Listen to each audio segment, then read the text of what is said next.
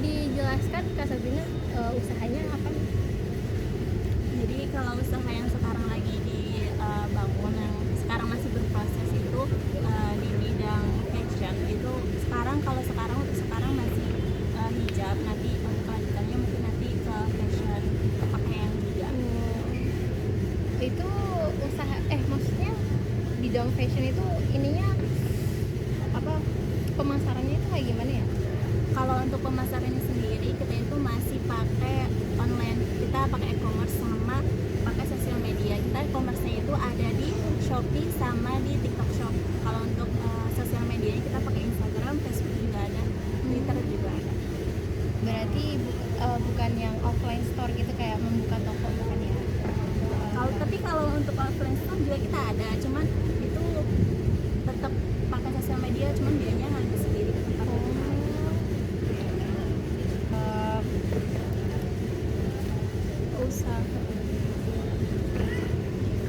Usaha hijab ini tuh sebenarnya kakak terinspirasi dari mana sih kak? Maksudnya bisa kepikiran kayak memotivasi untuk perempuan di Indonesia untuk semakin rajin untuk gimana ya?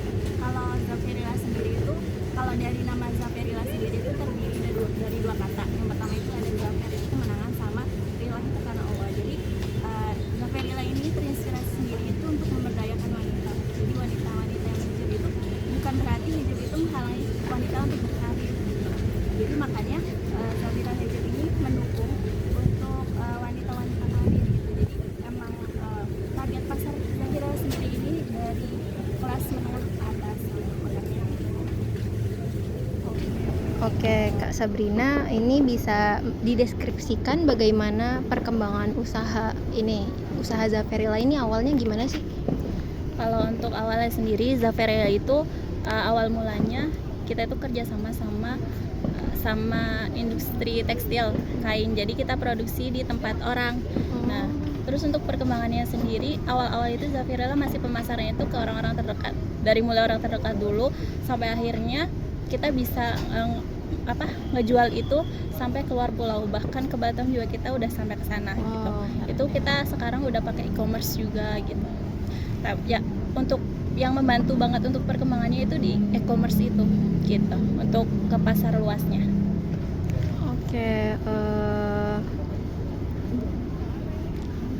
udah langsung motivasi ini ya. Oke, sebagai pengusaha nih ya Kak Sabrina, ada motivasi khusus nggak sih bagi kita yang ingin merintis usaha? Gimana sih kayak awalnya tuh gimana pengusaha itu kiat-kiatnya gitu? Jadi untuk semua pemula sebenarnya kadang kita itu terhalang sama modal. Tapi ketika kita terhalang sama modal, sebaiknya semangat kita yang dibesarkan gitu, karena semuanya tuh nggak terhalang sama modal, tapi semangat kita aja yang kurang besar. Jadi untuk teman-teman yang mau mulai bisnis, sebaiknya ya mulai aja dulu karena resiko yang kita ambil, walaupun itu resiko besar, karena seorang pengusaha itu harus berani mengambil resiko. Karena yang pertama dia itu harus berani untuk rugi gitu. Jadi walaupun resikonya besar sekarang, tapi itu nggak besar sebenarnya menurut kita sendiri gitu, karena kalian biaya hidup itu masih ditanggung sama orang lain gitu. Walaupun kalian rugi pun kalian nggak makan gitu. Jadi mulai aja dulu, karena kalau misalnya nggak mulai dari sekarang, nanti bakal terhambat selanjutnya gitu sih. Oke, mungkin cukup ya.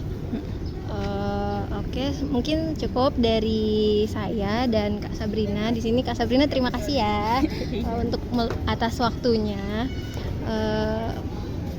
Apa lagi ya? Udah. Mungkin cukup sekian dari saya. Kurang lebihnya bila ada kesalahan saya mohon maaf.